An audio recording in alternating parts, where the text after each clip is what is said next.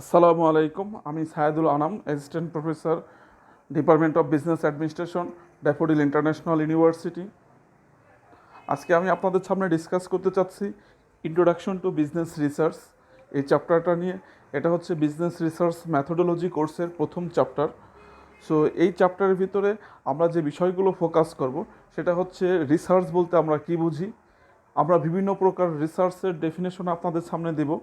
আমরা also discuss করব একটা গুড রিসার্চ পেপারের ক্রাইটেরিয়া কী হওয়া উচিত। আমরা আরও ডিসকাস করব যে রিসার্চ পেপার ডেভেলপ করার জন্য বা রিসার্চ করার জন্য যে scientific tools, that means scientific method use করতে হয়, সেই সায়েন্টিফিক মেথড কাকে বলে, সেই সায়েন্টিফিক মেথডের ক্রাইটেরিয়া কী। We also focused on business research process, that means কীভাবে একটা রিসার্চ আমরা স্টার্ট করব এবং কিভাবে গ্র্যাজুয়ালি সেটাকে এক্সিকিউট করব। We also discuss various determinant of business research, that means আমরা আরও আলোচনা করব যে একটা রিসার্চ ডেভেলপ করতে গেলে কী কী ধরনের ব্যারিয়ার আসে, কখন রিসার্চটা এক্সিকিউট করা উচিত, কখন রিসার্চটা কোয়েট করা উচিত। সো আমরা মূল ডিসকাশনে আসি। প্রথমে আমরা ডিসকাস করব রিসার্চ বলতে আমরা কি বুঝি, what is research. So research এই শব্দটাকে যদি আমরা ব্রেকডাউন করি তাহলে বেসিক্যালি আমরা দুইটা শব্দ পাই, একটা হচ্ছে রি আর একটা হচ্ছে search. Re means again and search means we have to identify something, then a question will rise, what is ইট।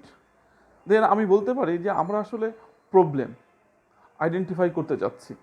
তাহলে রিসার্চ মানে হচ্ছে we have to identify again and again those problem.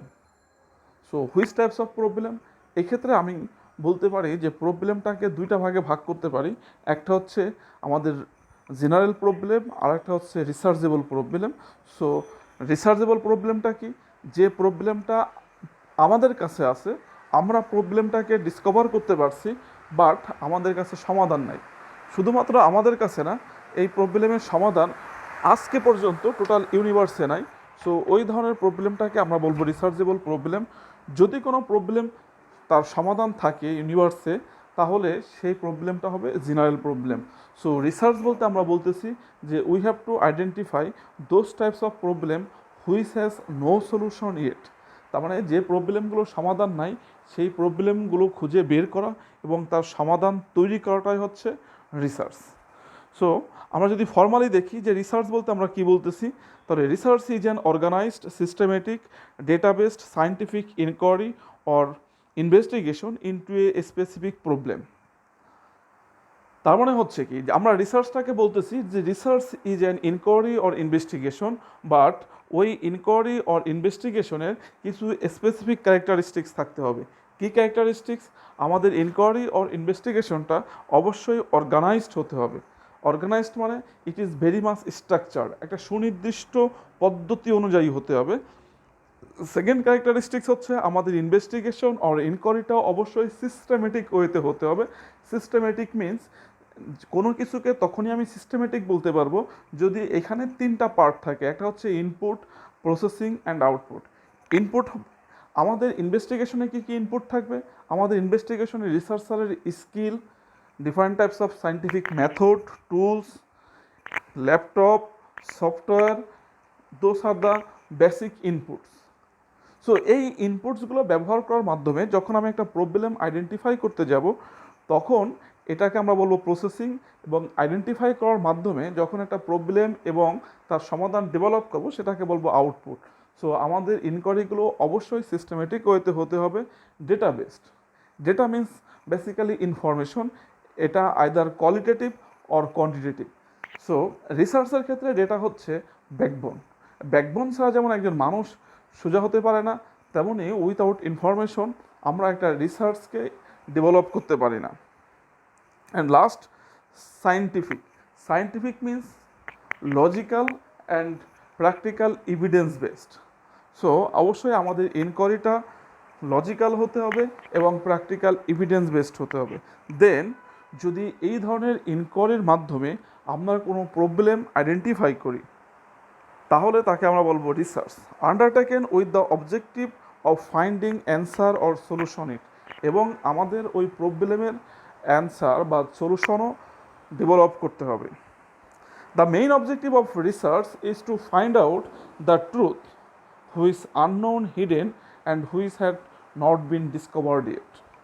So এখানে আমরা একটা শব্দ ইউজ করছি discover. Discover means existing but we do not know, hidden to us, this is discover if identify those things. So আমরা এখানে basically বলতে চাচ্ছি যে we never create any problem, problem is existing in the universe, we can just discover it. So the main objective of the research is we have two discover the truth or problem which has not been discovered yet, যেটা এখনও discover করা হয় নাই। So এখন আমরা আসি, basically আমাদের discussion হচ্ছে বিজনেস রিসার্চ নিয়ে। সো বিজনেস রিসার্চ বলতে কি বুঝবো? So business research basically the application of scientific method in searching for the truth about business ফিনোমেনা। So আমরা যে এই যে সায়েন্টিফিক ইনকোয়ারি বললাম, সায়েন্টিফিক মেথড বললাম, সো এই সায়েন্টিফিক ইনকোয়ারি অর মেথডটার ব্যবহারের মাধ্যমে, ঠিক আছে, যদি আমরা কোনো বিজনেস ফিনোমেনা থেকে প্রবলেম আইডেন্টিফাই করতে পারি তাহলে সেটাকে আমরা বলবো basically business research. So there are different types of example. আমরা এখানে কিছু এক্সাম্পল নিয়ে ডিসকাস করতে পারি। তার ভিতরে প্রথম যে এক্সাম্পলটা সেটা হচ্ছে this activities include defining business opportunities.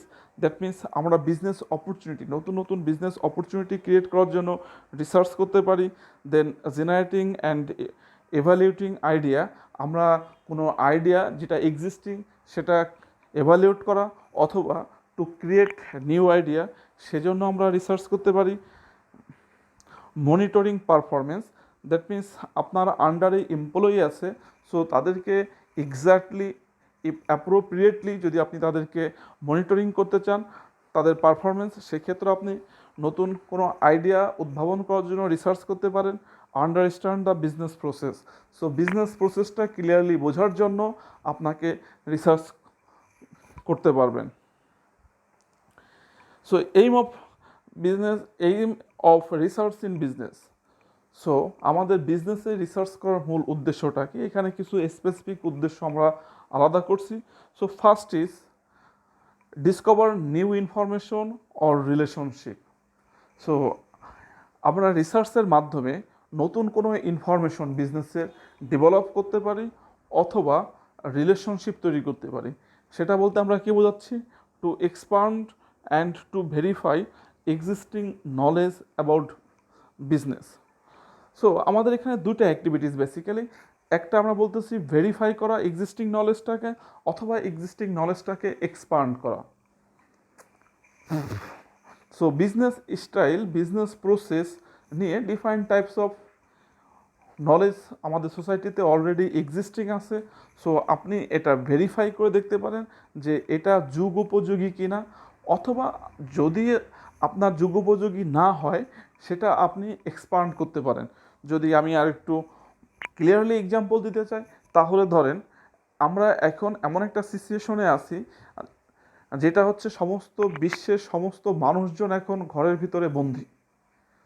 But আপনি যদি ঘরের ভিতরে বন্দী থাকেন এই প্যান্ডেমিক টাইমে, কোভিড-19 আমলে, তাহলে কিন্তু আপনি জীবন অতিবাহিত করতে পারবেন না। অ্যাটলিস্ট খাবারের জন্য হলেও আপনার বাইরে থেকে বিভিন্ন দ্রব্যাদি পারচেস করতে হবে, ফুড আইটেম অ্যাটলিস্ট পারচেস করতে হবে। তাহলে আমাদের যে এক্সিস্টিং বিজনেস আছে সেই বিজনেসটাকে যদি আমরা এক্সপান্ড করি, যদি আমরা এক্সপান্ড করতে পারি যে আমাদের কাস্টমারদেরকে আর বাসার থেকে বের হওয়া লাগতেছে না, আমরা তাদেরকে তাদের বাসায় প্রোডাক্ট গুডস পৌঁছে দিতে পারবো উইথ স্মুথ ফিনান্সিয়াল ট্রানজ্যাকশন, তাহলে সেটা হতে পারে বিজনেস প্রসেসের এক্সপানশন। এই জন্য আমরা রিসার্চ করতে পারি। ধরেন হয়তো আমাদের ক্যাপিটাল শহর ঢাকাতে অথবা বড় শহরগুলোতে আমার ইন্টারনেট ফ্যাসিলিটিস বা online business process available, but আমাদের কিন্তু এখনও root level or district level or thana level পর্যায়ে আমাদের এখনও কিন্তু এই অনলাইন সেবাগুলো চালু হয় নাই। সো আপনি এই জায়গাটাতে রিসার্চ করতে পারেন যে এই জায়গাগুলোতে যদি আমার টার্গেট মার্কেট হয় তাহলে এই জায়গা যদি আমি এই অনলাইন বিজনেসটাকে এক্সপান্ড করি তাহলে আদৌ প্রফিটেবল হবে কি না। এই জায়গাটা একটা রিসার্চ করার বড় অপরচুনিটি আছে। আপনি ভেরিফাই করে দেখতে পারেন যে ঢাকা শহরে যে বড় বড় বিজনেসগুলো আছে, অনলাইন বিজনেস, সেই বিজনেসগুলোকে, মডেলগুলোকে যদি আপনি ডিস্ট্রিক্ট পর্যায়ে নিয়ে যান, যদি আপনি থানা পর্যায়ে নিয়ে যান, যদি রুট পর্যায়ে নিয়ে যান, তাহলে সেই জায়গার থেকে কতটুকু প্রফিট জেনারেট করা পসিবল, এই জায়গাও আপনি রিসার্চ করে ভেরিফাই করতে পারেন। তাহলে আমরা কি বলতেছি যে আমরা এক্সিস্টিং যে বিজনেস আছে বা নলেজ আছে সেটাকে আমরা রিসার্চের মাধ্যমে ভেরিফাই করতে পারি, অ্যাজ ওয়েল অ্যাজ এক্সপান্ড করতে পারি। Gather and provide new knowledge. So আপনি নতুন কোনো নলেজ যেটা টোটালি ছিল না, সেরকম কোনো নলেজ আপনি নতুন করে ক্রিয়েট করতে পারেন। যেমন ধরেন আপনি নতুন কোনো সেবা, নতুন কোনো আইডিয়া যেটা আপনি কাস্টমারের জন্য তৈরি করতে পারেন, তাহলে সেই ক্ষেত্রে আপনি রিসার্চ করতে পারবেন সেই ইনফরমেশন তৈরি করা। এটা এনিথিং, আপনি নতুন একটা বিজনেস প্রসেস, আপনি নতুন কোনো গুডস, আপনি নতুন কোনো সার্ভিস মার্কেটে ইন্ট্রোডিউস করার জন্য আপনি রিসার্চ করতে পারেন। Investigation of hypothetical preposition about the pre-assumed relations among business phenomena. So এটা বোঝার জন্য আগে আপনাকে হাইপোথেটিক্যাল প্রিপোজিশন বুঝতে হবে। সো প্রথম টার্মটা হচ্ছে হাইপোথেসিস থেকে হাইপোথেটিক্যাল। সো হাইপোথেসিস মিনস হচ্ছে আনপ্রুভেন স্টেটমেন্ট, মানে অপ্রমাণিত কোনো কথা। তার মানে হাইপোথেটিক্যাল প্রিপোজিশন একই জিনিস, যে কোনো অপ্রমাণিত কথা বা উক্তি যেটা বিজনেসে এক্সিস্টিং,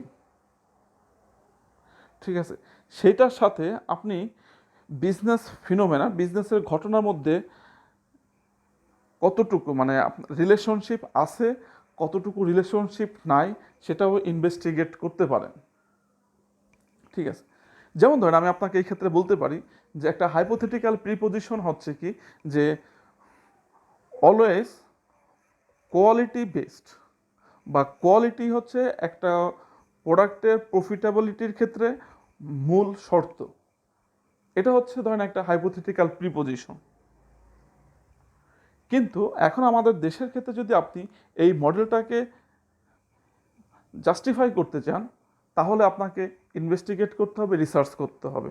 সো আমি এখানে যেটা বলতে চাচ্ছি যে যদিও আমরা বলতেছি যে কোয়ালিটি ইম্পর্ট্যান্ট একটা ইস্যু গুডসের, বাট অ্যানাদার আরেকটা ইস্যু আছে আমার মতে বিজনেসে বাংলাদেশের পার্সপেক্টিভে, সেটা হচ্ছে অর্গানাইজেশনের রেপুটেশন।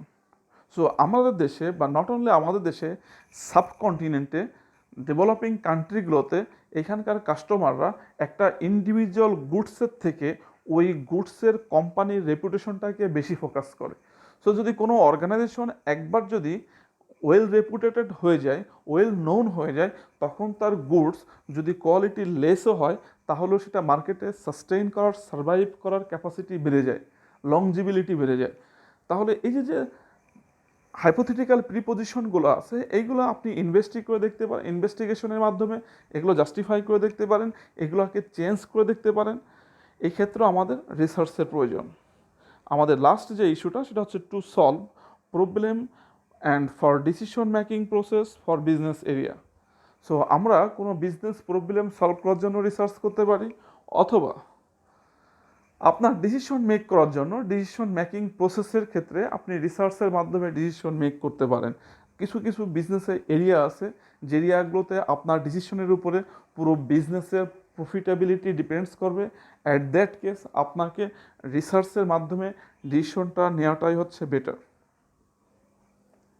এরপর আমরা যে বিষয়টা নিয়ে ডিসকাস করতে চাচ্ছি সেটা হচ্ছে হাউ অফ রিসার্চ। আমরা কিভাবে রিসার্চ করব। সো আমাদের রিসার্চ করার ক্ষেত্রে প্রথম যে পার্টটা সেটা হচ্ছে define the problem area in your business. So আমাকে বেসিক্যালি বিজনেস অর্গানাইজেশনের যে অংশটুকুতে প্রবলেম অ্যারাইজ হয়েছে ওই পার্টিকুলার এরিয়াটাকে আমাকে প্রথমে ডিফাইন করতে হবে। ডিফাইন করা মিন্স স্পেসিফিক করা, ইন্ট্রোডিউস করা। সো অর্গানাইজেশনের যে ডিপার্টমেন্ট, যে পার্টে আমার প্রবলেম দেখা দিছে, ওই পার্টিকুলার এরিয়াটাকে আমাকে প্রথমে ফিক্সড করতে হবে। সেকেন্ড স্টেজ হচ্ছে identify specifically the problem which need to be studied and resolved.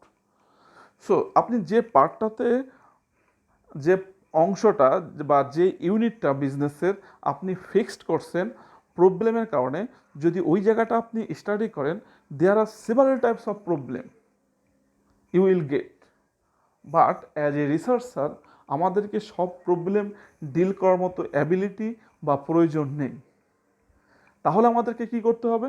আমরা সেই ক্ষেত্রে স্টাডি মানে স্পেসিফিক করব which types of problem we should study or we have to research.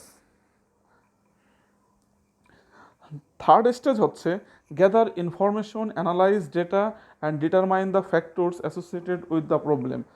So যখনই আমি প্রবলেমগুলোকে স্পেসিফিক করে ফেলবো, after then related those problem we have to collect data, then we have to data analysis and then we have to make a result, solve the problem by taking necessary corrective measure. After দেন আপনার রেজাল্টের উপর depends করে আপনার ওই প্রবলেমের সলিউশনটা তৈরি করতে হবে। এটা হচ্ছে একটা রিসার্চ ডেভেলপ করার সবচেয়ে ছোট পদ্ধতি। এরপর আমরা যেটা নিয়ে ডিসকাস করতে চাচ্ছি সেটা হচ্ছে internal research versus external consultant. So যেহেতু আপনি বিজনেস রিসার্চ কোর্সটা করতেছেন, সো আপনি নিজেকে দুইটা ওয়েতে সার্ভিস দিতে পারবেন। একটাকে আমরা বলি যে অনেক বড় বড় অর্গানাইজেশনে আপনার রিসার্চ অ্যান্ড ডেভেলপমেন্ট নামে একটা ডিপার্টমেন্ট থাকে, সেই ডিপার্টমেন্টে একজন এমপ্লয়ি হিসাবে, ফুল টাইম এমপ্লয়ি হিসাবে সেখানে রিসার্চ পারফর্ম করতে পারেন। অর আপনি একটা রিসার্চ ফার্ম, তারা শুধু রিসার্চ করবে অন্য অর্গানাইজেশনের, সেই জায়গাটাতে রিসার্চার হিসাবে কাজ করতে পারেন।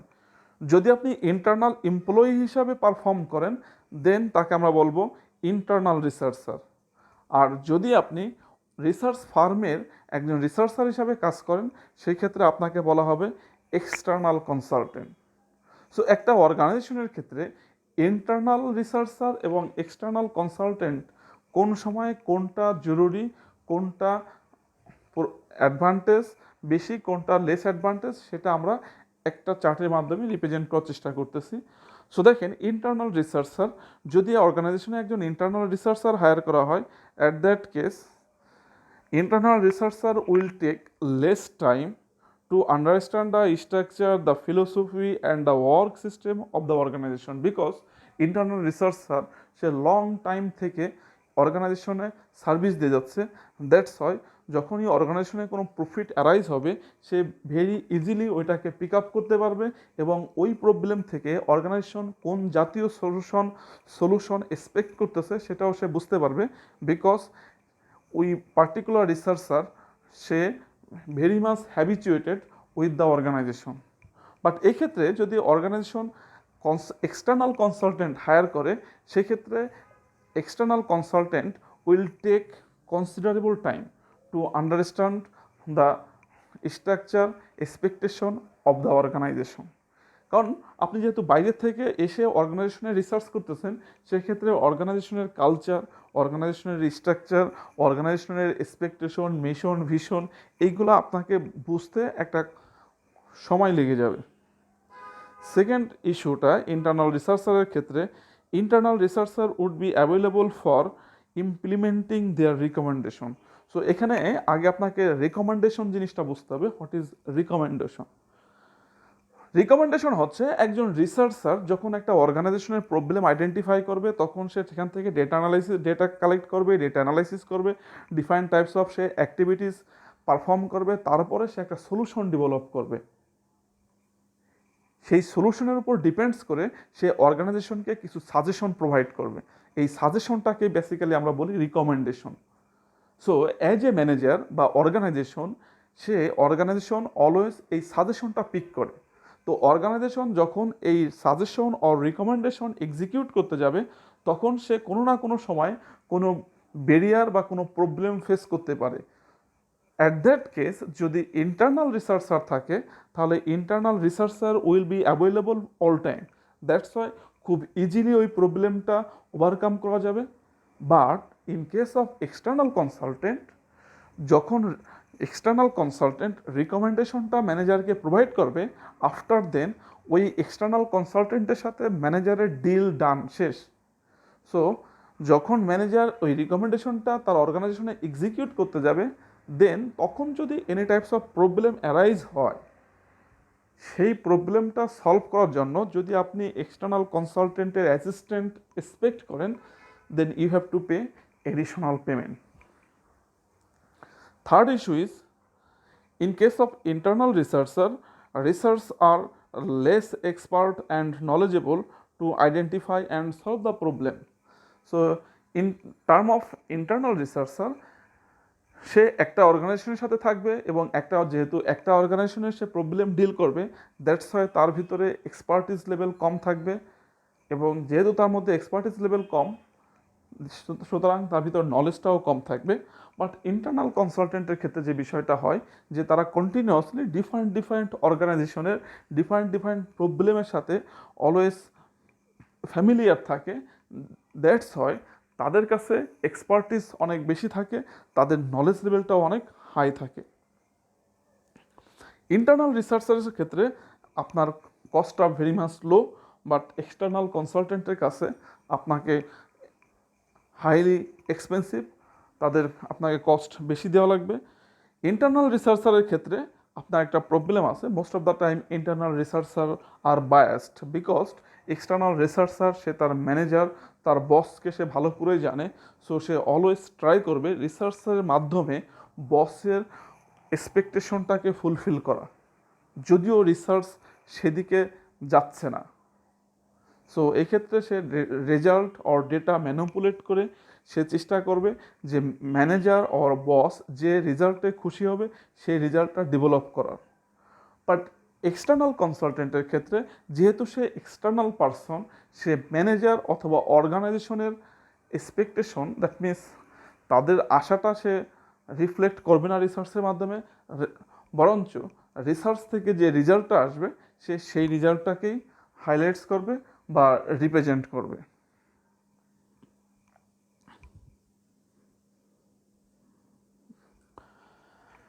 ওকে, এখন আমরা ডিসকাস করতে চাচ্ছি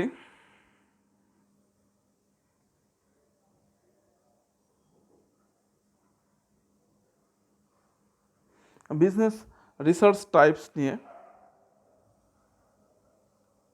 সো বিজনেস রিসার্চকে বেসিক্যালি আমরা প্রথমে দুইটা ভাগে ভাগ করতে পারি। একটাকে আমরা বলতেছি ফান্ডামেন্টাল রিসার্চ, আর একটাকে বলতেছি আমরা অ্যাপ্লাইড রিসার্চ। যে কোনো রিসার্চকে আমরা বেসিক্যালি দুইটা ভাগে ভাগ করব।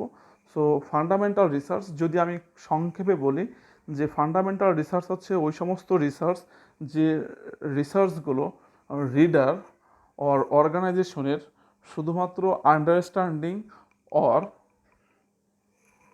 নলেজটাকে এক্সপান্ড করতে সাহায্য করবে, ম্যানেজার, রিডার অর অর্গানাইজেশনের কোনো রিয়েল লাইফ প্রবলেম সলভ করার ক্ষেত্রে কোনো কাজে আসবে না, তাহলে সেই ধরনের রিসার্চকে বেসিক্যালি বলবো আমরা fundamental research or basic research.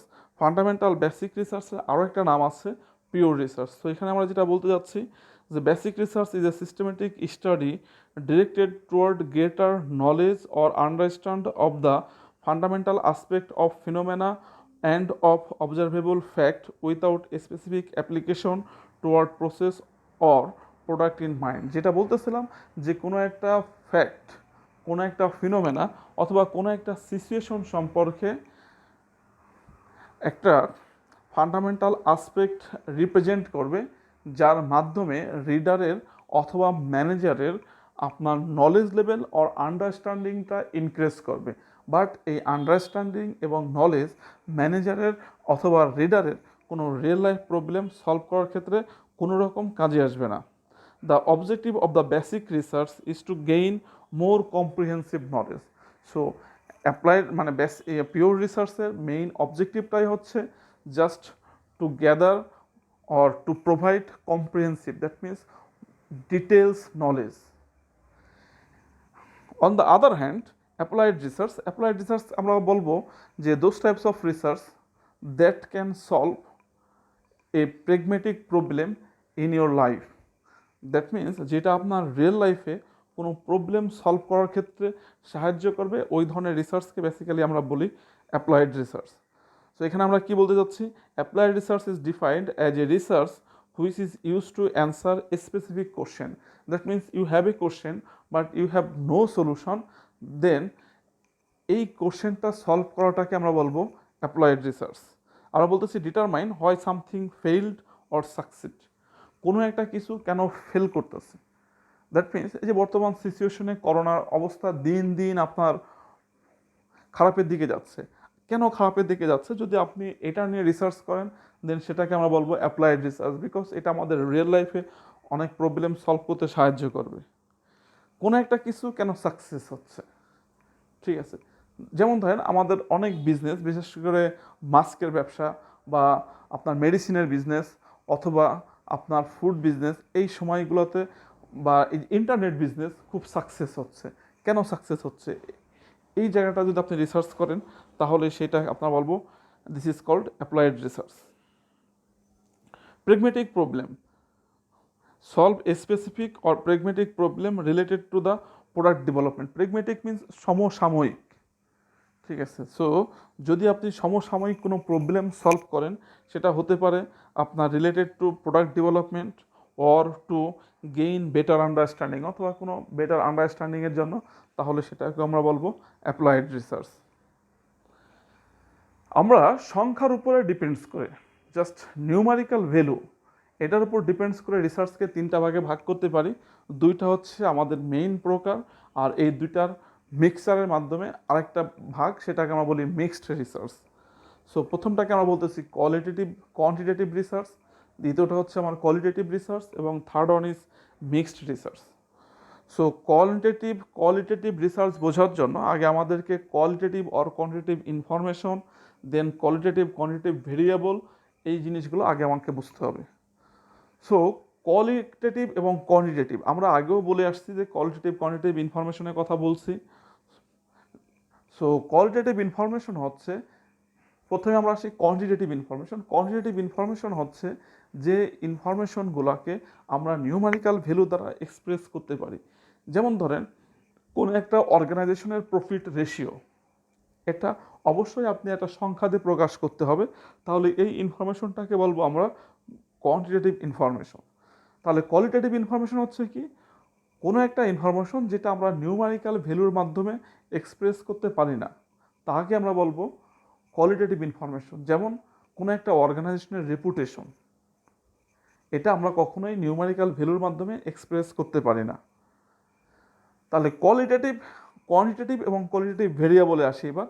So at first variable হচ্ছে কোনো একটা অবজেক্ট অর এলিমেন্টের ক্যারেক্টারিস্টিক্স, যে ক্যারেক্টারিস্টিক্সটা এলিমেন্ট টু এলিমেন্ট চেঞ্জেবল। তার মানে কি বলছি আমরা, যে আগে আমাকে ভেরিয়েবলটা বুঝতে হবে। ভেরিয়েবল হচ্ছে কোনো একটা কিছু বা কোনো একটা বস্তু, মানুষ বা কোনো কিছুর বৈশিষ্ট্য, যে বৈশিষ্ট্যটা এলিমেন্ট টু এলিমেন্ট, মানুষ টু মানুষ, বস্তু টু বস্তু, একটা বস্তু থেকে আরেকটা বস্তুতে সে তার ভ্যালু চেঞ্জ করতে পারে। যেমন ধরেন একটা অর্গানাইজেশনের প্রফিট, যেটা একটু আগে ডিসকাস করলাম, প্রফিট রেশিও। তাহলে প্রফিট রেশিওটা একটা অর্গানাইজেশনের ক্যারেক্টারিস্টিক্স, এটা অর্গানাইজেশন টু অর্গানাইজেশন চেঞ্জ হয়। একটা অর্গানাইজেশন যতটুকু প্রফিট জেনারেট করতে পারে আরেকটা অর্গানাইজেশন অবশ্যই ততটুকু জেনারেট করতে পারে না, আইদার তার থেকে বেশি অর তার থেকে কম। তাহলে এটা যেহেতু এলিমেন্ট টু এলিমেন্ট চেঞ্জ হচ্ছে, এটাকে আমরা বলবো ভেরিয়েবল। সো ভেরিয়েবলকে আমরা এই নিউমারিক্যাল ভ্যালুর উপর ডিপেন্ডস করে দুই ভাগে ভাগ করি, একটা হচ্ছে কোয়ালিটেটিভ আর একটা হচ্ছে কোয়ান্টিটেটিভ ভেরিয়েবল। তাহলে প্রথমে আসেন কোয়ান্টিটেটিভ ভেরিয়েবল। তাহলে যে ভেরিয়েবল তার ভ্যালু হিসাবে কোয়ান্টিটেটিভ ইনফরমেশন নেয়, কালেক্ট করে, অ্যাকসেপ্ট করে, তাকে বলবো আমরা কোয়ান্টিটেটিভ ভেরিয়েবল। যেটা একটু আগে ডিসকাস করলাম যে প্রফিট রেশিও, তাহলে প্রফিট রেশিও হচ্ছে একটা ভেরিয়েবল, সেটা অলওয়েজ নিউমারিক্যাল ভ্যালু অ্যাকসেপ্ট করে, তাহলে এটা হচ্ছে কোয়ান্টিটেটিভ ভেরিয়েবল। এরপর আসেন কোয়ালিটেটিভ ভেরিয়েবল। তাহলে যে ভেরিয়েবল তার ভ্যালু হিসাবে কখনোই নিউমারিক্যাল ভ্যালু অ্যাকসেপ্ট করতে পারে না, তাকে আমরা বলবো কোয়ালিটেটিভ ভেরিয়েবল। যেমন ধরেন অর্গানাইজেশন রেপুটেশন, কারণ সব অর্গানাইজেশনের রেপুটেশন এক না, অর্গানাইজেশন টু অর্গানাইজেশন এই রেপুটেশনটা ভ্যারি করে, দ্যাটস ওয়াই এটা একটা ভেরিয়েবল। সো যেহেতু এই ভেরিয়েবলটা আমরা নিউমারিক্যালি এক্সপ্রেস করতে পারি না বা এই ভেরিয়েবল নিউমারিক্যাল ভ্যালু অ্যাকসেপ্ট করে না, দ্যাটস ওয়াই এটাকে আমরা বলবো কোয়ালিটেটিভ ভেরিয়েবল। সো এখন আমরা বলতে পারি যে হোয়াট ইজ কোয়ান্টিটেটিভ রিসার্চ এবং হোয়াট ইজ কোয়ালিটেটিভ রিসার্চ। যদি কোনো research, if any research just deal with quantitative variable, তাহলে সেই ভেরিয়েবল রিসার্চটাকে বেসিক্যালি আমরা বলবো কোয়ান্টিটেটিভ রিসার্চ। যদি এক্সাম্পল হিসাবে আমি বলতে চাই যে আপনি দেখতে পারেন যে একটা অর্গানাইজেশনের প্রফিট রেশিওটা অর্গানাইজেশনের আর কোন কোন ফিনান্সিয়াল টার্মসের উপর ডিপেন্ডস করে, লাইক আপনার rate of asset, rate of আপনার লিকুইডিটি, আপনার rate of interest, etcetera etcetera. So যে তিনটা ভেরিয়েবল এখানে আমরা ডিসকাস করলাম, এই তিনটা ভেরিয়েবল প্রত্যেকটা সাথে প্রফিট রেশিওর একটা সম্পর্ক আছে, এবং প্রত্যেকটা ভেরিয়েবলই কোয়ান্টিটেটিভ ভেরিয়েবল, কারণ এদের ভ্যালু সবসময় নিউমারিক্যাল ভ্যালু দ্বারা এক্সপ্রেস করা যায়। দ্যাটস ওয়াই এই জাতীয় রিসার্চকে আমরা বলবো কোয়ান্টিটেটিভ রিসার্চ। এখন যদি আমরা আসি হোয়াট ইজ কোয়ালিটেটিভ রিসার্চ, তাহলে কোয়ালিটেটিভ রিসার্চ হচ্ছে are those that can deal with qualitative variable. তার মানে যে রিসার্চগুলা কোয়ালিটেটিভ ভেরিয়েবল ডিল করবে তাদেরকে আমরা বলবো কোয়ালিটেটিভ রিসার্চ। কি হতে পারে? আমরা বলছি যে অর্গানাইজেশনের রেপুটেশন। সো একটা অর্গানাইজেশনের রেপুটেশন আপনি ডিটারমাইন করতে যাচ্ছেন যে অর্গানাইজেশনের এমপ্লয়ি স্যাটিসফ্যাকশনের উপর নির্ভর করে কিনা। তাহলে এখানে আমরা দুইটা ভেরিয়েবল, একটা হচ্ছে অর্গানাইজেশনের রেপুটেশন, তার এগেনস্টে হচ্ছে আপনার এমপ্লয়ি স্যাটিসফ্যাকশন। সো এই কোনো ভেরিয়েবলটাকেই আমরা কিন্তু নিউমারিক্যাল ভ্যালু দ্বারা এক্সপ্রেস করতে পারি না। তাহলে যদি আপনি এই দুইটা ভেরিয়েবলের মাধ্যমে কোনো রিসার্চ ডেভেলপ করেন, তাহলে সেই রিসার্চটাকে আমরা বলবো কোয়ালিটেটিভ রিসার্চ।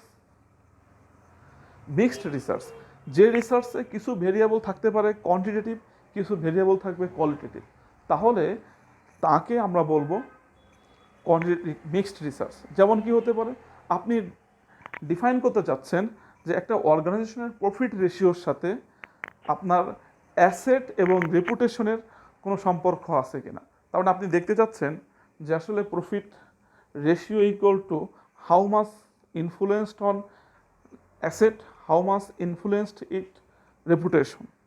দেন এখানে রেপুটেশনটা হচ্ছে আমার কোয়ালিটেটিভ, আর অ্যাসেটটা হচ্ছে আমার কোয়ান্টিটেটিভ, এবং প্রফিটটা হচ্ছে কোয়ান্টিটেটিভ। দ্যাটস ওয়াই এই রিসার্চটাকে আমরা বলবো মিক্সড রিসার্চ। সো এখন আসি যে এখানে প্রত্যেকটা রিসার্চের কিছু ক্যারেক্টারিস্টিক্স ডিসকাস করা আছে, আমরা ক্যারেক্টারিস্টিক্সগুলো একটু ফোকাস করি। প্রথমে আমরা কোয়ান্টিটেটিভ রিসার্চের ক্যারেক্টারিস্টিক্স ডিসকাস করব। এখানে বলা হচ্ছে ইট ইজ নিউমারিক্যাল, যেটা অলরেডি ডিসকাসড। নন ডেসক্রিপটিভ মানে বর্ণনামূলক না। অ্যাপ্লাইজ ম্যাথমেটিক্স অ্যান্ড স্ট্যাটিস্টিক্স, এখানে ম্যাথমেটিক্যাল এবং স্ট্যাটিস্টিক্যাল ফর্মুলাগুলো আপনি অ্যাপ্লাই করতে পারবেন, অ্যান্ড ইউজ নাম্বার, যেগুলো আমি অলরেডি বলে ফেলছি।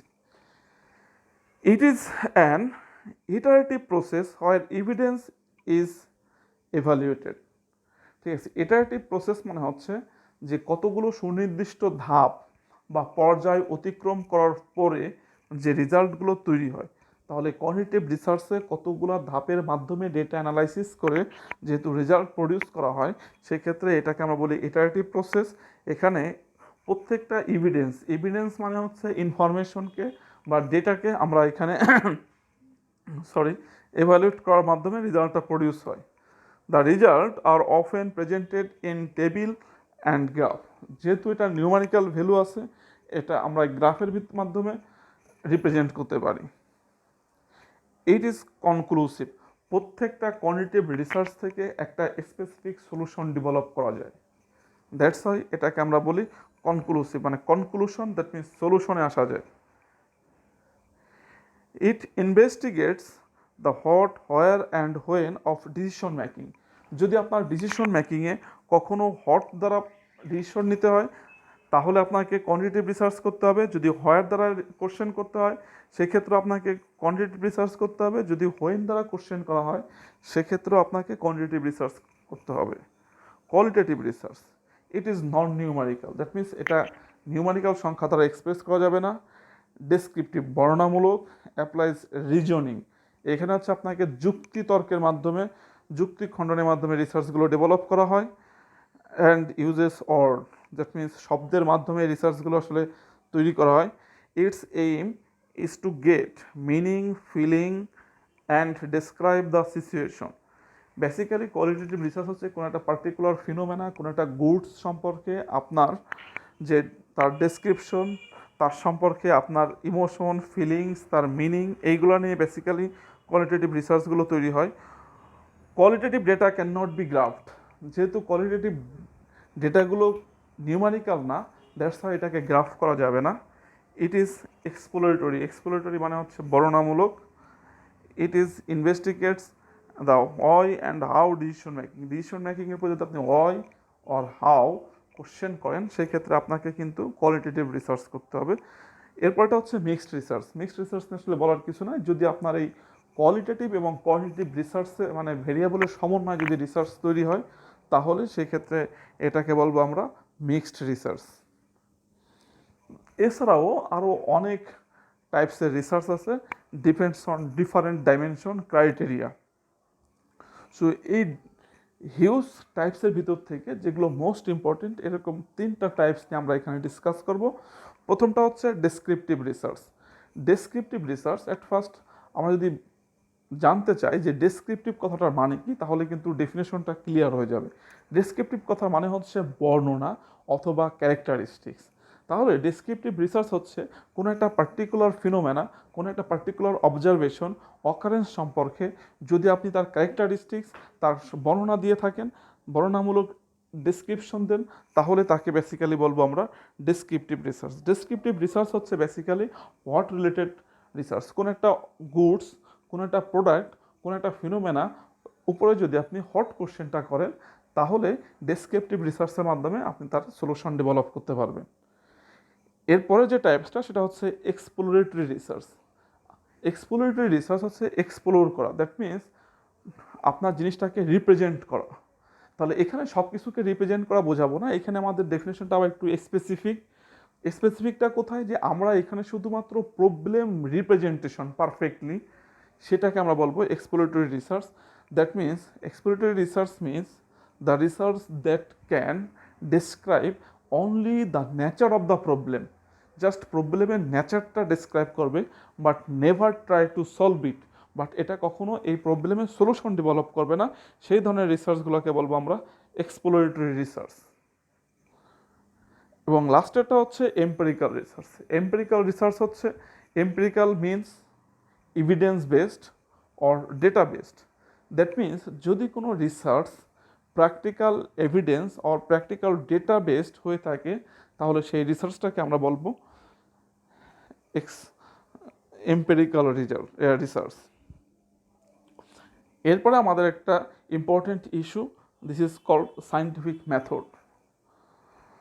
সো সায়েন্টিফিক মেথড ডিসকাস করার আগে আমরা আপনার সাথে একটু টুলস ডিসকাস করবো, যে টুলস বলতে আমরা কি বুঝি। টুলস হচ্ছে একটা হেল্পিং হ্যান্ড অফ এ ইউজারের একটা হেল্পিং হ্যান্ড, সাহায্যকারী। একটা টুলস সে নিজে কখনোই কিন্তু কিছু করতে পারে না, বাট একজন ইউজার ওই টুলসটা ব্যবহারের মাধ্যমে কিন্তু অনেক কাজ এক্সিকিউট করে। তো ঠিক সিমিলারলি এখানে scientific method like a tools, কার একজন রিসার্চারের, সে এই সায়েন্টিফিক মেথড টুলস হিসাবে ব্যবহার করার মাধ্যমে সে তার রিসার্চগুলোকে এক্সিকিউট করে। তাহলে এখানে এই টুলসগুলো কারা? এই টুলসগুলো বেসিক্যালি সায়েন্টিফিক মেথড বলতে আমরা যেটা বুঝি সেটা হচ্ছে স্ট্যাটিস্টিক্যাল এবং ম্যাথমেটিক্যাল যত ফর্মুলা, মডেল, থিওরি আছে, সেই মডেল, ফর্মুলা, থিওরিটাকে বেসিক্যালি আমরা এখানে সায়েন্টিফিক মেথড বা সায়েন্টিফিক টুলস হিসাবে রিকগনাইজড করতেছি। সো একজন রিসার্চার তার রিসার্চ কাজগুলোকে এক্সিকিউট করার জন্য বেসিক্যালি এই মেথড টুলসগুলো সাহায্য নিয়ে থাকে। তাহলে আমরা দেখি এখানে ফর্মালি কি বলতেছে, scientific method mathematical and experimental technique employed in the research. That means different types of experimental or mathematical যে টেকনিকগুলো আছে, মানে ফর্মুলা, মডেল, থিওরি, এইগুলা রিসার্চে এমপ্লয় করাটাই হচ্ছে আমার সায়েন্টিফিক মেথড। মোর স্পেসিফিক্যালি যদি আমরা আর একটু ডিটেলসে বলতে চাই, it is technique used in the construction and testing of A scientific hypothesis to reach objective conclusions about the real world. আবার সেই হাইপোথিসিসটা আসছে, হাইপোথিসিস মানে হচ্ছে আনপ্রুভেন স্টেটমেন্ট। প্রত্যেকটা research directly or indirectly start with a hypothesis. তার মানে প্রত্যেকটা research কিন্তু আমরা আগে একটা হাইপোথিসিস ক্রিয়েট করে তার উপর ডিপেন্ডস করে রিসার্চটা স্টার্ট করি। আর সায়েন্টিফিক মেথডের কাজ হচ্ছে এই হাইপোথিসিসগুলো কনস্ট্রাক্ট করা এবং সেখান থেকে হাইপোথিসিসটাকে কনফার্ম করা, either is it right or wrong, সেটা এক্সিকিউট করে আপনাকে রিয়েল লাইফের সমাধান তৈরি করাটাই হচ্ছে, রিয়েল লাইফে আপনার প্রবলেম থেকে সলিউশনে আসাটাই হচ্ছে সায়েন্টিফিক মেথডের কাজ। ক্যারেক্টারিস্টিক্স, 4টা ক্যারেক্টারিস্টিক্স আছে আপনার সায়েন্টিফিক মেথডের। প্রথম ক্যারেক্টারিস্টিক্স হচ্ছে অ্যাকুরেট ক্লাসিফিকেশন অফ ফ্যাক্ট। এখানে আমরা ফ্যাক্ট বলতে যেটা বোঝাই সেটা হচ্ছে কোনো একটা পার্টিকুলার ঘটনা অর প্রবলেম। সো আপনার কোনো একটা ফ্যাক্ট বা ঘটনাকে অ্যাকুরেটলি ক্লাসিফাইড করতে পারে আপনার সায়েন্টিফিক মেথড। যেমন হাইপোথিসিস টেস্টের মাধ্যমে আপনি দেখতে পারেন যে কোন ফ্যাক্টটা কোন ধরনের, এটা আপনি ক্লিয়ারলি এখানে ডিসক্রাইব করতে পারেন। আমরা মাঝে মাঝে factor analysis or structural equation model, different types of mathematical আর স্ট্যাটিস্টিক্যাল মডেল অ্যাপ্লাই করে আমরা ফ্যাক্টগুলোকে ক্লাসিফাইড করি।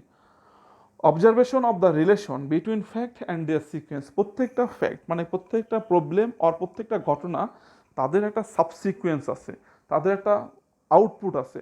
সো প্রত্যেকটা ঘটনা তার আউটপুটের সাথে কতটুকু রিলেটেড সেটাও কিন্তু সায়েন্টিফিক মেথডের মাধ্যমে আমরা মেজার করতে পারি।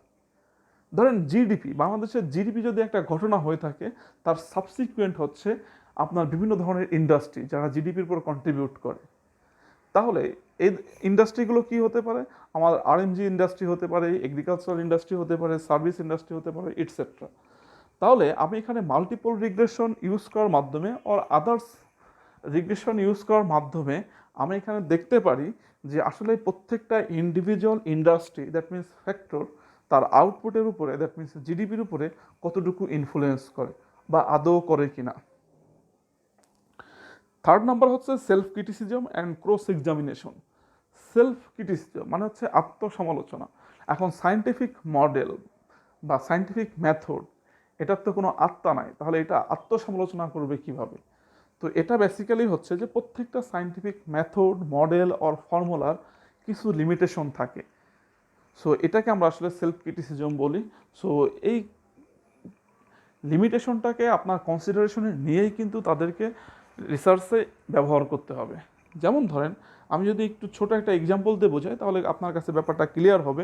সেটা হচ্ছে যে আমরা 3টা সংখ্যা ধরি, একটা হচ্ছে 0, 5 এবং 10। যদি আপনি এটার অ্যাভারেজ বের করতে চান, আপনার কাছে অনেকগুলো পদ্ধতি আছে। সো আপনি প্রথম পদ্ধতি ধরেন অ্যারিথমেটিক মিন, তাহলে 3টাকে যোগ করে 3 দিয়ে ভাগ করেন, আপনার রেজাল্ট হবে 5। যদি ঠিক এই অ্যাভারেজটাকেই আপনি জিওমেট্রিক মিন ব্যবহার করে করেন তাহলে এটার অ্যান্সার হয়ে যাবে 0। এখন আপনি চিন্তা করেন যে এই 3টা ডেটা 0, 5, 10, এটার প্র্যাকটিক্যাল রেজাল্ট 5 নাকি 0 অ্যাভারেজ? অবভিয়াসলি 5। কিন্তু আপনি 0টাকেও কিন্তু ইগনোর করতে পারতেছেন না, because mathematically this is also right. তাহলে 0 কীভাবে আসলো? আপনার ম্যাথ ভুল হয়েছে না, জিওমেট্রিক মিনের মাধ্যমে আমি 0 পাইছি। তো জিওমেট্রিক মিন কি বলতেছে? জিওমেট্রিক মিন বলছে তুমি সবগুলোকে গুণ করে অত সংখ্যা রুট ওভার করো। তো আমার 3টা সংখ্যা ছিল 0, 5, 10। 3টাকে গুণ করলে যেহেতু একটা এলিমেন্ট 0 আছে, সবগুলো 0 হয়ে যাচ্ছে। 0কে যে কোনো ভ্যালু দ্বারা রুট ওভার করলে আপনার অবশ্যই 0 হবে, তার মানে আমার অ্যাভারেজটা 0। তাহলে মিস্টেকটা কোথায় হয়েছে? মিস্টেকটা হয়েছে এই সেলফ ক্রিটিসিজমে। যে কারণ এই জিওমেট্রিক মিনের সেলফ ক্রিটিসিজমে বলা আছে যে জিওমেট্রিক মিন কখনোই 0 এবং নেগেটিভ সংখ্যা নিয়ে কাজ করে না। বাট যেহেতু আমার এখানে একটা 0 আছে, সো আপনি তারপর যেহেতু জিওমেট্রিক মিন ইউজ করছেন, সো আপনি পারফেক্টলি ইউজ করতে পারেন নাই, বিকজ আপনি লিমিটেশনটাকে কনসিডারেশনে আনেন নাই। তারপরে ক্যারেক্টারিস্টিক্সটা হচ্ছে cross examination. Cross examination basically হচ্ছে ক্রস চেক। তার মানে এখানে আমরা বলতে চাচ্ছি প্রত্যেকটা সায়েন্টিফিক মেথডের অল্টারনেটিভ সায়েন্টিফিক মেথড আছে। সো আপনি একটা মেথড থেকে একটা রেজাল্ট ডেভেলপ করার পরে আপনি কখনোই কনফিউজড হবেন না। যদি কখনো আপনার ভিতরে কনফিউশন আসে, then you can cross check it your result using another scientific method. আপনি অন্য কোনো সায়েন্টিফিক মেথড ইউজ করার মাধ্যমে এটাকে ক্রস চেক করতে পারেন। যেমন যে এক্সাম্পলটা দিলাম যে আপনি ব্যবহার করে 5 পাইছেন, আপনি মিন বের করতে পারেন, মিডিয়ান দেখতে পারেন, মোড দেখতে পারেন, আপনি ওয়েটেড মিন দেখতে পারেন। অন্য কোনো মেথডের মাধ্যমে আপনি রেজাল্ট বের করে চেক করে দেখতে পারেন যে আপনার অ্যারিথমেটিক মিন থেকে যে রেজাল্টটা পাইছেন সেই রেজাল্টটা রাইট অর রং। লাস্টেরটা হচ্ছে discover of scientific laws by the aid of creative imagination. So একজন রিসার্চারের ক্রিয়েটিভ ইমাজিনেশন থেকে সায়েন্টিফিক মেথড ব্যবহার করার মাধ্যমেই আমাদের সায়েন্টিফিক ফর্মুলা, মডেল, থিওরিগুলো বেসিক্যালি ডেভেলপ হয়। এক্ষেত্রে যদি আমি এক্সাম্পল দিই তাহলে আমি নিউটনের এক্সাম্পলটা দিতে পারি, যে নিউটনের আপেল পড়া। নিউটন যখন গাছতলায় বসেছিল, তার মাথায় আপেল পড়লো, সে ইমাজিন করতে থাকলো ক্রিয়েটিভলি যে কেন আপেলটা তার মাথার উপর পড়লো, কেন উপর দিকে গেল না। সেখান থেকে সে different types of scientific method অ্যাপ্লাইয়ের মাধ্যমে ডিসিশনে আসছে যে না, উপর থেকে যা কিছুই ছেড়ে দেওয়া হবে অভিকর্ষ আকর্ষণের কারণে সেটা নিচের দিকে পড়বে, এটা কখনোই উপর দিকে যাবে না। এরপর হচ্ছে রিসার্চ প্রসেস। আমরা ডেফিনেশনের পরে কিন্তু একবার ডিসকাস করছি হাউ অফ রিসার্চ, কীভাবে রিসার্চ করব। আর এটা হচ্ছে হোল ডিসকাশন, যে একটা রিসার্চ কীভাবে স্টার্ট করতে হয়, কীভাবে শেষ হয়। আমরা ওই কথাটাকেই এখানে আরেকটু ব্রডলি ডিসকাস করছি। তাহলে আমরা কীভাবে রিসার্চ শুরু করব? Research begin with a problem an unanswered question in the mind of researcher. যে কোনো রিসার্চ স্টার্ট হবে প্রবলেম দিয়ে। তাহলে প্রবলেম কাকে বলবো? যে প্রবলেমের সবচেয়ে সহজ রিসার্চ প্রবলেমের সবচেয়ে সহজ ডেফিনেশনটা হচ্ছে এটা, যে আপনার কাছে কোশ্চেন আছে বাট আপনার কাছে সলিউশন নাই, তাহলে সেটাই হচ্ছে রিসার্চ প্রবলেম। তাহলে এইরকম যদি কোনো সিচুয়েশন আপনি পড়েন যে আপনার বিজনেসে আপনার কাছে কোশ্চেন অ্যারাইজ হয়েছে বাট আপনি সমাধান খুঁজে পাচ্ছেন না, তাহলে ধরে নেবেন যে আপনার প্রবলেম, এবং এখান থেকে আপনার রিসার্চটা স্টার্ট হবে। This is the first stage. Second stage, research is the goal in a clear statement of the problem. রিসার্চ সবসময় স্পেসিফিক সলিউশন খুঁজে, সে কখনো কোনো হাইপোথেটিক্যাল আর কখনো সে পার্শিয়াল কোনো সলিউশন ডেভেলপ করে না। সো 3 নম্বর স্টেজ হচ্ছে research subdivides the problem into appropriate sub problems. Each sub problem seeks guidance through an appropriate hypothesis. 3 নম্বর ধাপটা বলছে যে প্রত্যেকটা প্রবলেমকে we can break down and will get sub problem. Any problem যদি আপনি তাকে ব্রেক ডাউন করেন, আপনি several types of sub problem পাবেন। এবং এই সাব প্রবলেমগুলো যে আপনি পাচ্ছেন, এটা তো আপনার পার্সোনাল ফাইন্ডিংস, বাট এটা তো অ্যাপ্রোপ্রিয়েট নাও হতে পারে। তাহলে সেটা অ্যাপ্রোপ্রিয়েট কি না সেটা জাস্টিফাই করার জন্য আপনাকে গাইড নিতে হবে হাইপোথিসিস থেকে।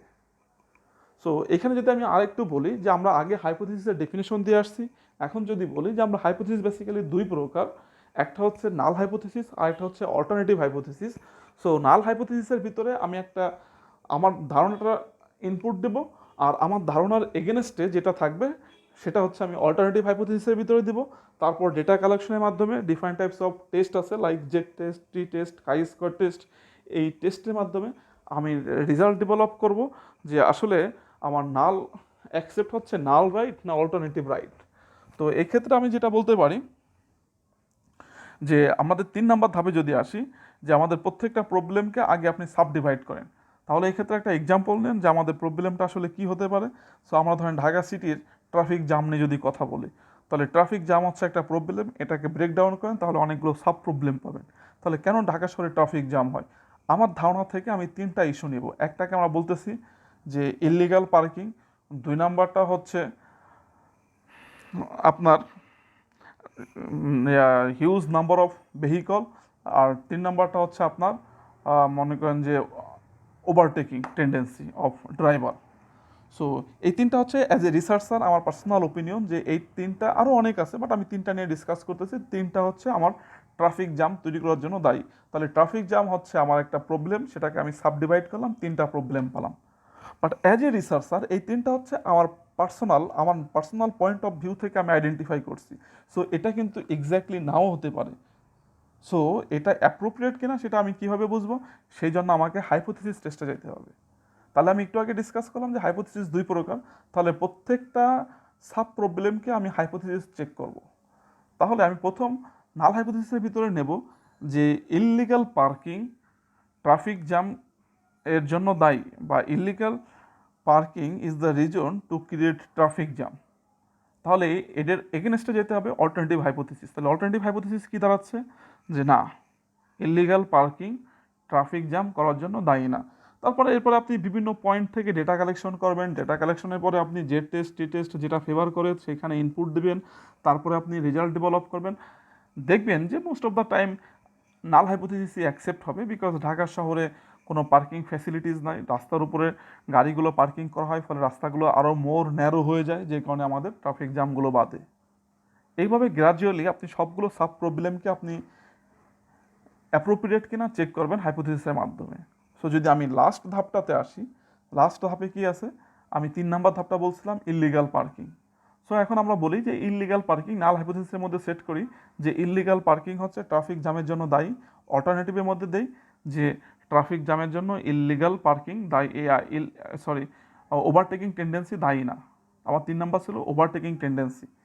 So overtaking tendency, null hypothesis হচ্ছে overtaking tendency is the reason to create traffic jam. Alternative হচ্ছে যে নো, আপনার ওভারটেকিং টেন্ডেন্সি দায়ী না। তাহলে এই ক্ষেত্রে আপনি ডাটা কালেকশন করে দেখতে পারেন। আমার যেটা মনে হয় যে এই ক্ষেত্রে যদি আপনি ডেটা কালেক্ট করে যে টেস্টই করেন, so illegal parking basically directly traffic জ্যামের সাথে কানেক্টেড না। তাহলে আপনি হাইপোথিসিস থেকে ধরেন যে আপনি পাইলেন যে আপনার ওভারটেকিং টেন্ডেন্সি ট্রাফিক জ্যামের জন্য দায়ী না। তাহলে আমি অ্যাজ এ রিসার্চার আমার ওপিনিয়ন ছিল 3টা, বাট আমার হাইপোথিসিস বলে দিচ্ছে যে ইললিগাল পার্কিং এবং আপনার হিউজ নাম্বার অফ ভেহিকল, এই দুইটা ট্রাফিক জ্যামের জন্য দায়ী, এবং 3 নাম্বার যেমন ধরেন আপনার ওভারটেকিং টেন্ডেন্সি, এটা দায়ী না। তার মানে আমি হাইপোথিসিস টেস্টের মাধ্যমে আমি কনফার্ম হলাম যে কোন সাব প্রবলেমগুলো অ্যাপ্রোপ্রিয়েটলি প্রবলেমের সাথে কানেক্টেড। এরপর আপনি 4 নাম্বার স্টেজে আসেন, research proceeds tentative solution to the problem through appropriate hypothesis. So এই যে আমরা হাইপোথিসিস টেস্টের করলাম, এই হাইপোথিসিস টেস্ট থেকে আমি একটা টেন্টেটিভ সলিউশন এখন আমি ডেভেলপ করতে পারি। টেন্টেটিভ মানে হচ্ছে সাময়িক, নট এক্স্যাক্ট, বা জাস্ট একটা পার্শিয়াল সলিউশন।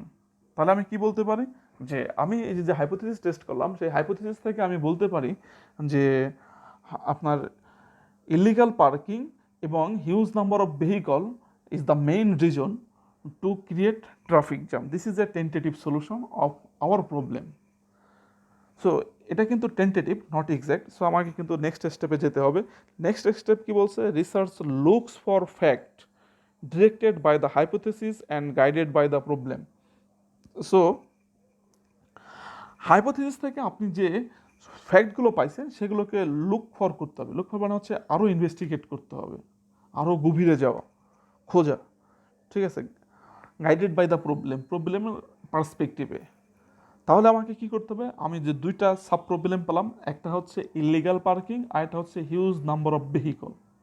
তাহলে এখন আপনি রিজন খুঁজেন যে কেন বাংলাদেশে ইললিগাল পার্কিং হচ্ছে এবং নাম্বার অফ ভেহিকল কেন হিউজ হচ্ছে। যদি আপনি এই 2টা খুঁজতে যান তাহলে আপনি আরও অনেক রিজন খুঁজে পাবেন। যেমন ধরেন যদি আমি বলি যে ইললিগাল পার্কিং কেন হয়, আমরা প্রত্যেকে রাস্তার পাশে একদম রাস্তা ঘেঁষে আমরা বিল্ডিংগুলো কনস্ট্রাকশন করি, আমরা অধিক মুনাফার আশায় কোনো রকম পার্কিং ফ্যাসিলিটিস রাখি না, আমাদের যতটুকু সম্ভব আমরা জায়গা দখল করে আমরা সেখানে বিজনেস অর ফ্ল্যাট অর বাসা ব্যবস্থা করতেছি, কিন্তু গাড়ি নিয়ে আমরা কেউ থিঙ্কিং করতেছি না। দ্যাটস ওয়াই যখন আপনার বাড়ির সামনে আপনার কোনো আত্মীয়, কোনো কাস্টমার কেউ আসবে, তখন সে তার গাড়িটা পার্কিং করার ফ্যাসিলিটিস পাচ্ছে না, রাস্তার উপরে গাড়ি রেখে দিচ্ছে। That's why. সো যদি আপনি ঢাকা শহরের ট্রাফিক জ্যামটাকে এলিমিনেট করতে চান, দেন আপনাকে কি করতে হবে, লিগ্যাল পার্কিংয়ের ব্যবস্থা করতে হবে। তাহলে দেখেন আপনি যদি এখানে সার্চ করেন তাহলে আপনার কিন্তু প্রবলেমটার আরও ডিপে চলে যেতে পারবেন। আমার সেকেন্ড রিজন ছিল হিউজ নাম্বার অফ ভেহিকল। কেন বাংলাদেশে huge number of private vehicle কেন? কারণ কি দেখেন, আপনি এখানে ডিরেক্টলি যদি অবজার্ভ করেন, ঢাকা শহরে যতগুলো না প্রাইভেট গাড়ি মানে পাবলিক গাড়ি, তার থেকে হিউজ নাম্বার অফ প্রাইভেট গাড়ি। একটা বড় প্রাইভেট গাড়ি বাট যাত্রী গাড়ি করতেছে একজন, বাট একটা ছোট পাবলিক গাড়ি দেখেন হিউজ নাম্বার অফ যাত্রী গাড়ি করতেছে। সো আমি যদি পাবলিক সার্ভিসটাকে পারফেক্টলি সিকিউরড ওয়েতে, ওয়েল ম্যানার্ড ওয়েতে যদি আমি এক্সিকিউট করতে পারি, তাহলে প্রাইভেট সেক্টরে বা সিটিজেনরা তারা পার্সোনাল ট্রান্সপোর্ট ইউজ করবে না। তখন কিন্তু আমার রাস্তাতে গাড়ির সংখ্যা কমে যাবে, সেক্ষেত্রে সেটাও আমার ট্রাফিক জ্যাম এলিমিনেট করার জন্য একটা কারণ হতে পারে। সো এইভাবে আপনি কিন্তু ফ্যাক্টগুলোকে লুক ফর করবেন। লাস্ট ধাপ, research interpret the meaning of the fact. So এটা হচ্ছে সবচেয়ে আসল, হোয়াট ইজ ইন্টারপ্রিটেশন হচ্ছে কি, এতক্ষণ আপনি যা কিছু ডিসকাস করছেন সব কিছু হচ্ছে আপনাকে সফটওয়্যার অর ডেটা আপনাকে প্রোভাইড করছে। এখানে আপনার পার্সোনাল কোনো ক্রিয়েটিভিটি নেই, আপনি কাজ এক্সিকিউট করছেন, but all things come from data that analysed by software. But এই interpretation, this is the issue, যেটা হচ্ছে ডিপেন্ডস অন রিসার্চার। রিসার্চার এটা তার নিজের মতো করে উপস্থাপন করতে হবে। সো আপনি যে ঘটনাগুলো এতক্ষণ ডিসকাস করলেন, সেখান থেকে আপনাকে একটা মেসেজ তৈরি করতে হবে যে তাহলে ঢাকা শহরের ট্রাফিক জ্যাম এলিমিনেট করার জন্য আমাকে কী করতে হবে। This is the interpretation. So এই ইন্টারপ্রিটেশন আপনার হচ্ছে কি, যেটা লিড দ্য রিসলিউশন, ওই যে 4 নম্বর ধাপে আমি যে টেন্টেটিভ সলিউশন তৈরি করছি, আপনার এই ইন্টারপ্রিটেশনটা ওই 4 নম্বর টেন্টেটিভ সলিউশনটাকে রিসলভ করবে, যেটা আমার প্রবলেমের সলিউশন হিসাবে কনফার্মও হতে পারে, রিজেক্টও হতে পারে। যদি কনফার্ম হয় দেন আমার রিসার্চ অ্যাক্টিভিটিসটা এখানে কমপ্লিট, আর যদি রিজেক্ট হয়ে যায় then again go to step one, তার মানে আবার আমার ধাপ 1 থেকে শুরু করতে হবে। তার মানে এভাবে আমরা একটা রিসার্চ স্টার্ট করব এবং শেষ করব। যদি আমার রিসার্চ যদি সলভ হয়ে যায় তাহলে ডান, কমপ্লিট প্রজেক্ট। আর যদি শেষ না হয় আবার আমাকে যেহেতু 1 নম্বর ধাপে আসতে হবে, দ্যাটস ওয়াই আমরা বলি রিসার্চটা হচ্ছে একটা সাইক্লিক্যাল প্রসেস। এরপরে হচ্ছে আমাদের determining when to conduct business research. So আমাদের এখন নির্ণয় করতে হবে, ডিটারমাইনিং হচ্ছে নির্ণয় করা, when to conduct business research, কখন আমাদের বিজনেস রিসার্চ কন্ডাক্ট করা উচিত। That means there are different types of determinant যেটা ইনফ্লুয়েন্স করে একটা রিসার্চকে, যে রিসার্চটা করা উচিত কি না। তাহলে সেই ডিটারমিনেন্টগুলো কী কী? প্রথম ডিটারমিনেন্ট হচ্ছে টাইম কনস্ট্রেন্ট, সেকেন্ডটা হচ্ছে অ্যাভেলেবিলিটি অফ ডেটা, তারপরটা হচ্ছে নেচার অফ দ্য ডিসিশন, তারপর হচ্ছে বেনিফিট ভার্সাস কস্ট। আপনি যখনই একটা রিসার্চ প্রজেক্টে হাত দেবেন, অ্যাট ফার্স্ট আপনাকে কিন্তু এই 4টা ইস্যুকে জাস্টিফাই করতে হবে। 4টা ইস্যু থেকে যদি আপনি প্রত্যেকটা থেকে ইন্ডিভিজুয়ালি ইয়েস অ্যান্সার পান, then you can start your research.